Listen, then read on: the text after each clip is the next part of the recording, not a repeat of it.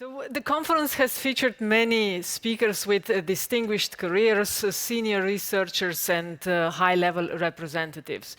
Now, what we haven't heard yet is from the students.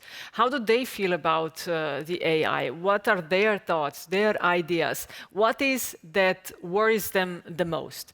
So let's take a listen to what is at their hearts. The students that we interviewed are coming from various EU countries.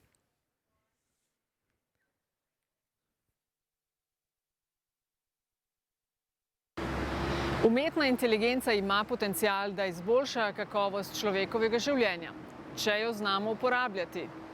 Bi lahko rekel, da znaš uporabljati umetno inteligenco? Jaz zase mislim, da umetno inteligenco znam uporabljati na vse zadnje, ko se vsako jutro zbudim, pogledam recimo vreme, posurfam po internetu, na uri pogledam temperaturo. Dlje kakor telefon pa kakšne osnovni računalniški programi, aplikacije pa moja roka ne seže. Ja, v smislu tega, da se vsak dan z njo srečujem in naprimer se tudi, ko uporabljam Google Maps, YouTube, karkoli v zvezi s tem, se srečujem, ampak da bi pa reševala lastne probleme in iskala nove rešitve z umetno inteligenco, to pa še ne. Yes, relatively. No, and I don't think anyone can claim that they know how to use AI. This is because in order to know how to use it, we need to know what it's capable of doing.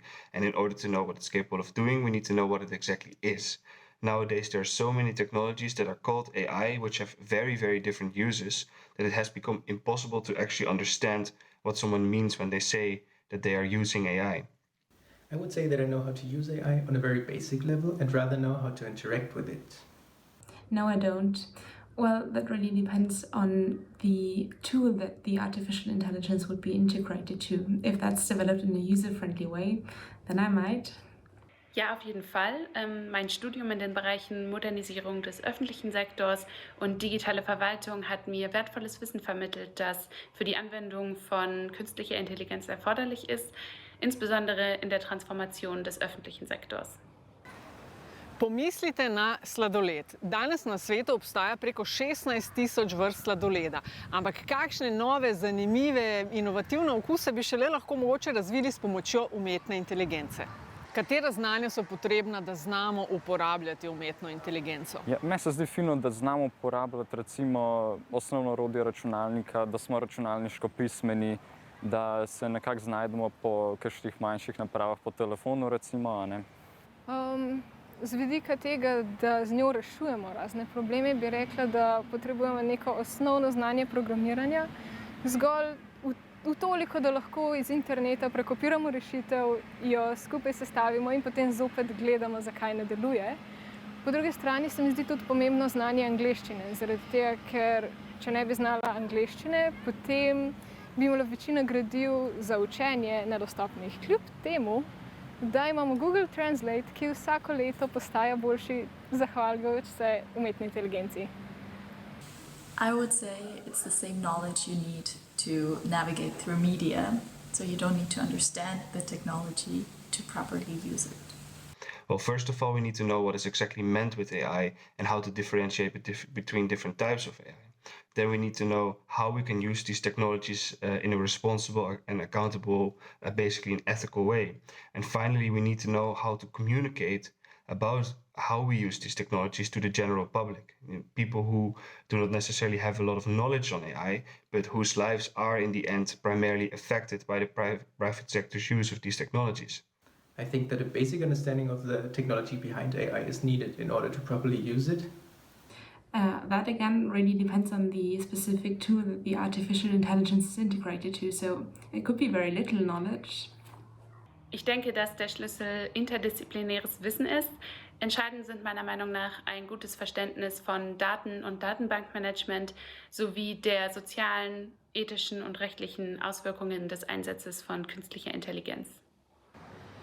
Naš cilj je, da umetna inteligenca služi človeku in uporabljati jo želimo v bistveno pomembnejših življenjskih situacijah, kot je recimo izbira vrste sladoleda. Recimo v podjetjih, v kmetijstvu, zdravstvu, na cesti in še marsikje. Kaj pa se lahko zgodi, recimo, če umetne inteligence ne znamo uporabljati? Je to lahko nevarno? Zdaj na ravni posameznika se težko opredelim, zaradi tega, ker se mi zdi, da posameznik je lahko, če tega ne zna uporabljati, samo prikrajšan za kakšne podatke, za kakšne ugodnosti, ki jih naprave ponujajo. Če pa gledamo neka večja telesa, jaz sem recimo tukaj za primer vzel državo, se mi pa zdi kar fajn, da smo na tekočem z umetno inteligenco, ker če nimamo od strokovnjakov, ki so na tem področju močni, se mi zdi, da se bo od zunaj našel nekdo, ki na tem področju bo in bi znal to recimo izkoristiti v svoj prid. Ja, jaz bi rekla, da tukaj bi razdelila to vprašanje na dve kategoriji, in sicer kar zadeva posameznika in prihodnosti posameznika, ter potem države in večjih podjetij. Yes, of course it can be dangerous, especially when it comes to manipulation or when children are manipulated to do something. So there is definitely the need to have certain guidelines to deal with that. If we don't figure out what we are using, how we can use it ethically, and how to communicate and be transparent about how we are using it, then this can be detrimental for important values such as accountability, responsibility, and more importantly, trust. But most importantly, normal people will be affected by the mistakes that are made, and lives can be severely affected by this. The very lives that these technologies claim to improve. And this is something that can not be allowed to happen. Not knowing how to use AI may indeed be dangerous because it may lead to unexpected outcomes. I would guess so, but then again, I do really hope that we can trust those who develop artificial intelligence and also the ones who decide who develops and how they develop artificial intelligence.